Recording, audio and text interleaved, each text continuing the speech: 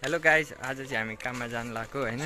यी हामीसँग विजय भाइ अनि यहाँ सौगात छ होइन। हामी चाहिँ तिनैजना आज काम हिँड्न लाग्यो अनि ब्यागमा लुगासुगा हालेको छ। अहिले चाहिँ यत्तिकै आउटमा जाने अनि उहाँ ड्रेस चेन्ज गर्नुपर्छ। अब हेर्नुहोस् है त, हाम्रो यो मिनी भ्लगमा सबैजनालाई स्वागत छ होइन। ल अब यति भन्दै म बिचमा देखाउँदै जान्छु नि है। कल्चरको दोस्रो धनी देश भने जस्तै हामीले बाटोमा यस्तो देखिसकेको छौँ, खोला नाला होइन। यहाँ चाहिँ पौडी सौडी खेल्ने छ है।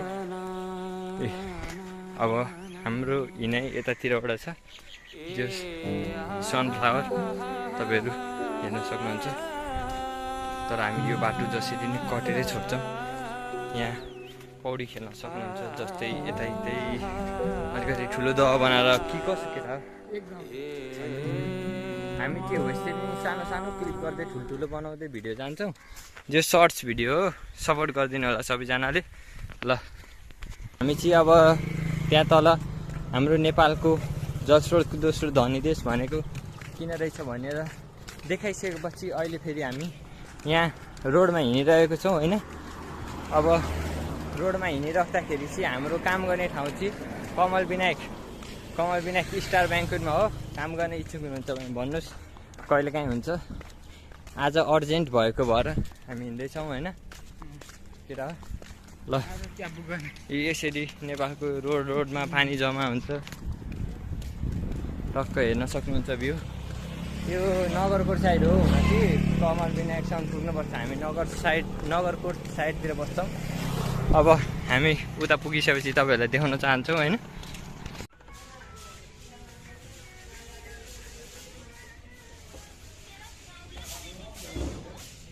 हेलो गाइज, रातिको अहिले ठ्याक्कै हेर्न सक्नुहुन्छ होइन 10-11 बज्न लागि छ। अनि हामी चाहिँ यहाँ क्या छाता ओढेर राति बाटोमा हेर्नु ल, टक्क कोही छैन क्या। बाटो पुरै सुनसान छ। तर हामी चाहिँ कामबाट भर्खर फर्किँदै भविष्यमा अनि हामीलाई आर्मीको यो ब्यारेक्सन ल्याइदिनु भयो। अब यहाँदेखि हामी हिँड्दै आउँदैछौँ होइन। अब मान्छे भिजे पनि हामीले मोबाइल चाहिँ भिज्न दिएको छैन। अब यस्तै हो होइन कि कसो केटा। अनि काम गर्दा कस्तो भयो त? एकदम रमाइलो। त्यही त काममा चाहिँ अब यसो भिडियो बनाउन मिल्दैन। त्यो हेर्नुहोस् गाइस, मोबाइल झिक्न पाउँदैन, त्यो नियम हो। फेरि हामीले कहिले पनि काम गर्न पाउँदैनौँ।